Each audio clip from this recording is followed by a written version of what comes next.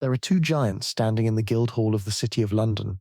They have been there since at least the reign of Henry V in the early 15th century. Each one stands 9 feet tall. Each one carries weapons. Each year during the Lord Mayor's show, their effigies are carried through the financial district of what was, for 2 centuries, the wealthiest square mile on the surface of the earth. They are not saints. They are not kings.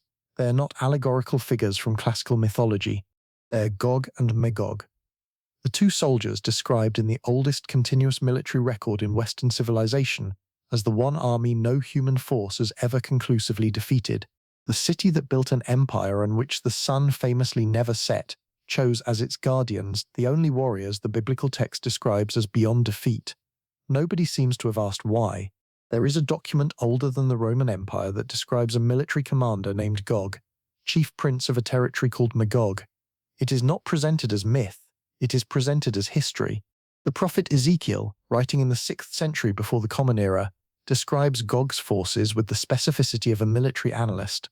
Horses and horsemen, all of them clothed in full armor, a great company with bucklers and shields, all of them handling swords, Persian, Cushite, Put, Gomer, Beth Togarmah from the uttermost parts of the north, named peoples, named territories, a named commander. The text reads less like apocalyptic vision than like a threat assessment written by someone who had studied the enemy for years. And somewhere in the centuries between Ezekiel's writing desk and the screen you are reading this on, the question of who those people actually were was quietly removed from the conversation, because Josephus answered it. Flavius Josephus, the 1st century Jewish historian whose work was preserved by Rome, wrote in his Antiquities of the Jews something that tends not to appear in Sunday school curricula. He identified Magog directly. He wrote that Magog founded those that from him were named Magogites, but who are by the Greeks called Scythians.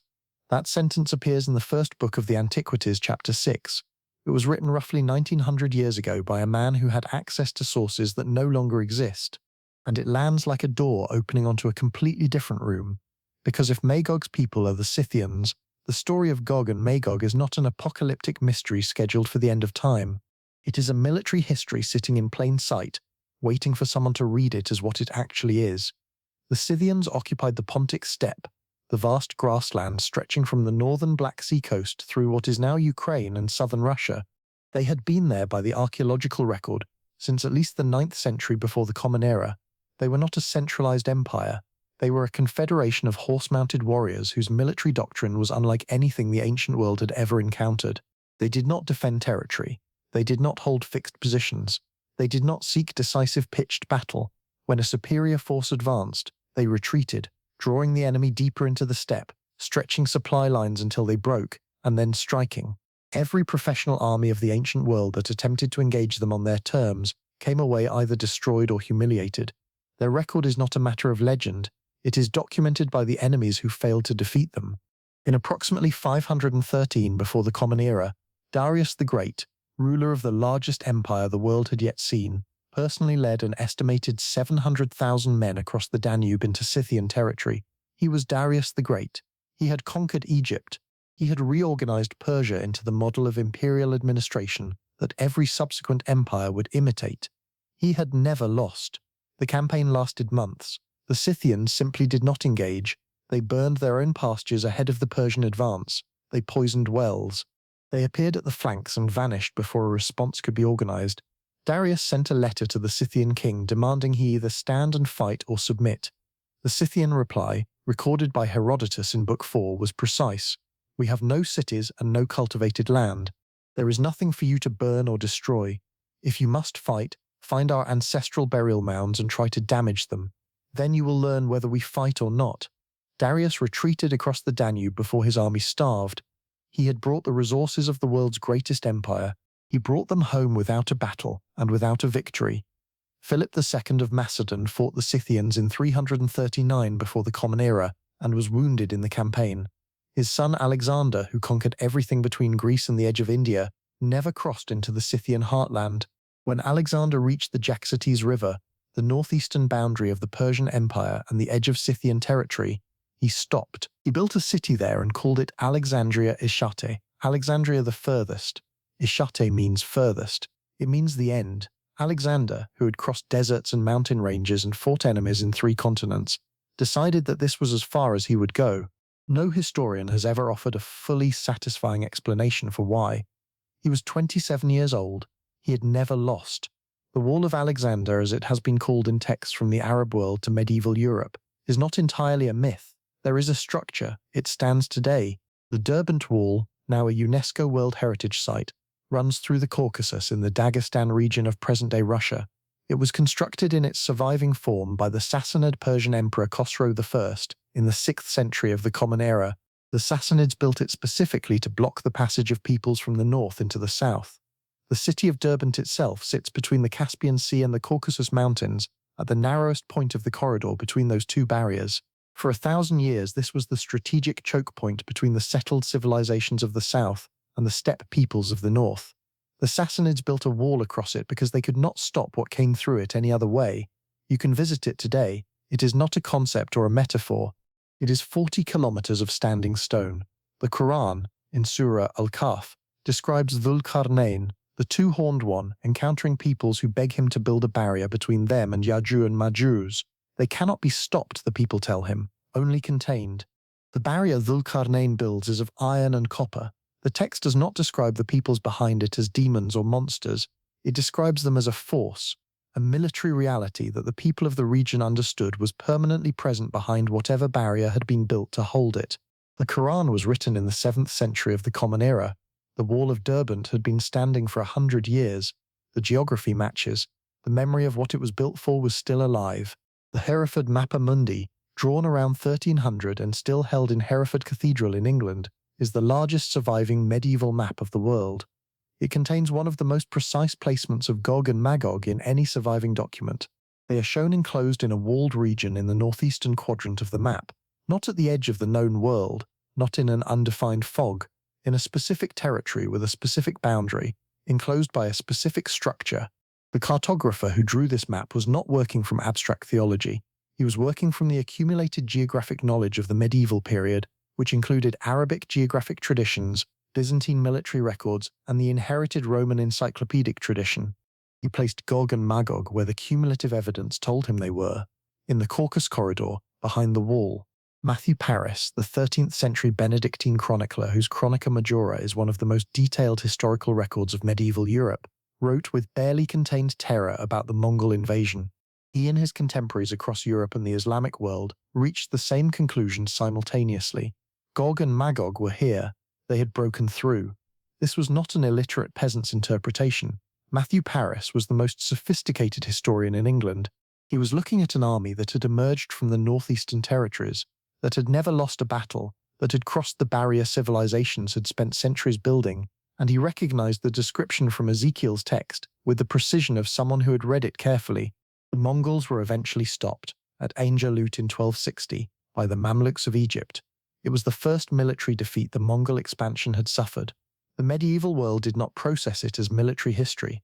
They processed it as theology. The question of how a force described across 2,000 years of independent documentation as essentially unstoppable had actually been stopped was not a question anyone was equipped to ask. I spent close to 3 weeks with this material before I trusted myself to write a word of it. Not because the sourcing was difficult. Every individual piece of it is mainstream. Josephus is in every university library. The Hereford map has its own tourism program.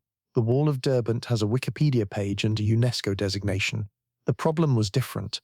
The problem was that nobody had assembled these pieces in sequence and asked what they implied together. Josephus identifies the people. Herodotus documents their military record. The physical wall confirms the ancient world treated the threat as real enough to build stone across a mountain range to slow it. The medieval maps place them geographically.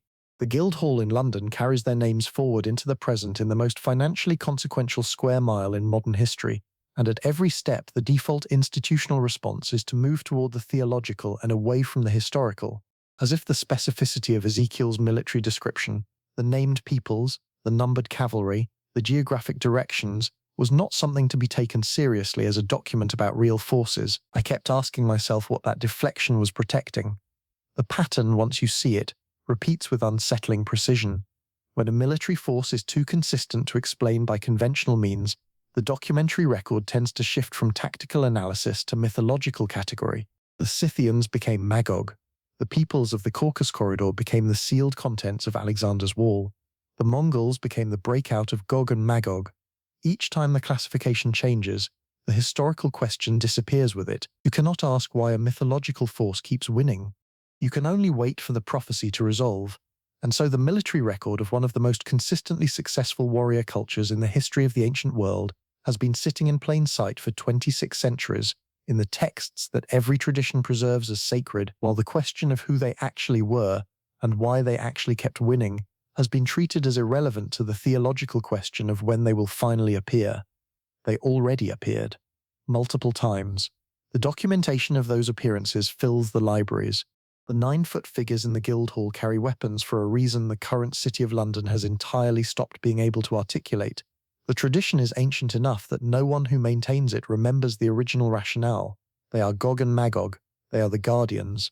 They have stood here since before anyone now living was born. The annual procession carries them through the streets because the annual procession has always carried them through the streets. But somewhere behind that institutional amnesia is a decision.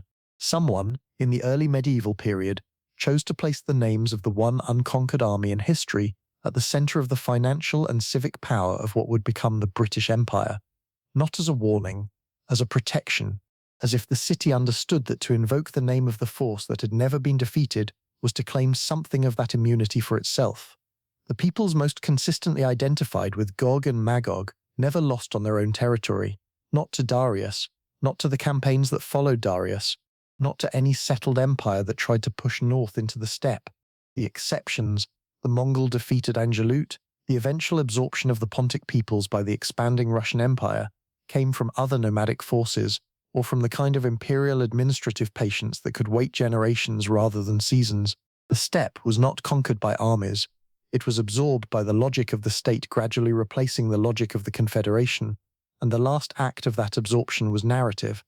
If the peoples are mythologized, they cannot be studied. If their military doctrine is coded as apocalyptic rather than historical, it cannot be learned from. The question of how a confederation of horse-mounted warriors without cities or fixed supply lines maintained operational coherence across thousands of miles of terrain while defeating every professional army that attempted to engage them. That question, if asked seriously, tells you something about military organization that the settled empires of every era preferred not to examine. It is easier to build a wall. It is easier to write a prophecy. The Wall of Derbent is still standing in Dagestan. You can fly there. You can walk along the stone. The Hereford Mappa Mundi is still in its cathedral. The Guildhall statues are still 9 feet tall. Josephus's text is still in the 6th paragraph of the 6th chapter of the first book of the Antiquities, exactly where he left it 19 centuries ago. Herodotus's account of Darius's retreat has never been disputed by any serious historian. The entire record of what Gog and Magog actually were, who they actually descended from, what they actually did to the armies that came for them, sits in the same archives as the prophecies, waiting in the same library where the question of when they will arrive has been asked for 2,000 years. They already arrived. They already won. The record of those victories was reclassified as theology, and the question of what they did and how they did it was handed to the priests instead of the generals. The giants in the Guildhall carry their weapons through London every year. The wall in Dagestan still runs from the mountains to the sea, and somewhere in the Caucasus corridor, behind the same geography that every civilization in the ancient world agreed was the border between what could be governed and what could not, the land that contained what they could not defeat is still there, exactly where every document always said it was. Nobody asks what the wall was actually built to hold, because the last civilization that answered that question honestly had to build the wall in the first place, and even 40 kilometers of stone was never quite enough.